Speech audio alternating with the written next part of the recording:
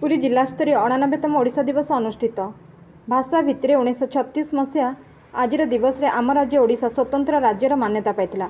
उत्कृष्ट कला संस्कृति ऐतिह्य परंपरा को नहीं समृद्ध आम ओडिशा यार गौरव अक्षुण्ण रखिबा आम समस्तंकर कर्तव्य बोली कहिसेंति अतिरिक्त जिलापाल राजस्व कैलाश चंद्र नायक। आज पूर्वाह्न संस्कृति भवन परिसर में जिला प्रशासन और जिला सूचना लोकसंपर्क कार्यालय पक्षर पुरी जिलास्तरीय 89तम ओडिशा दिवस पालित होता। एथिरे मुख्य अतिथि भाव जोगदे श्री नायक और अन्य वरिष्ठ अधिकारी मैंने प्रदीप प्रज्वलन श्रीजीव मान पुष्पमाल्य अर्पण और बरपुत्र मान प्रतिकृति में माल्यार्पण कर समारोह उद्घाटन करते। स्वतंत्र ओडिशा गठन में पारला महाराजा उत्कल गौरव मधुसूदन व्यासकवि फकीरमोहन कर्मवीर गौरीशंकर उत्कलमणि पंडित गोपबंधु प्रभृति मनीषी मानक अवदान और संग्राम अवर्णनीय। ओडिशार मंदिर मालिनी पर्यटन कला संस्कृति पर्वपर्वाणी विश्व में सुनाम अर्जन करिछि बोली श्री नायक कहवा सह अन्य भाषा प्रति अनुरक्ति रहिले मध्य आम मातृभाषा ओडिशा भाषा को सर्वाधिक गुरुत्व देवाको अनुरोध करथिले।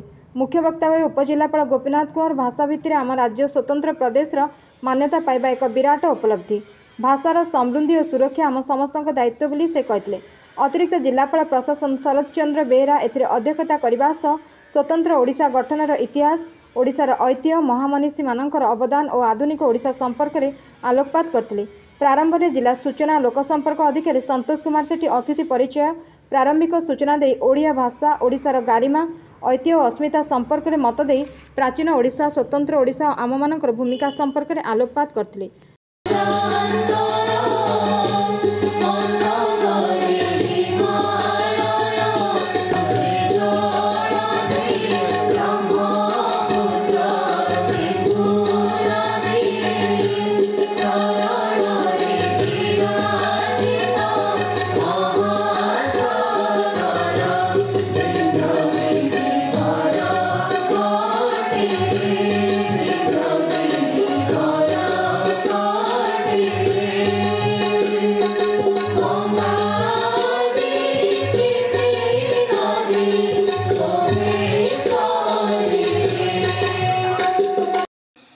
जानी जिते आम देश पराधीन थिला ब्रिटिश हाथ में आम शासन भाग थिला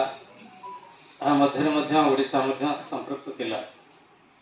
से समय रे आम देखिथिबा ओडिशार जदि आम इतिहास को जिबा विभिन्न जो मौर्य मोगल शासन पर ब्रिटिश जो ईस्ट इंडिया कंपनी जोटा कि 1803 मसीह आम ओडिशा को ओडिशार शासन भार ग्रहण करथिला। तापर आमे से इंग्रेज मानकर शासन रे आम ओडिशावासी परिचालित होते। Bureau report Ekamra news agency.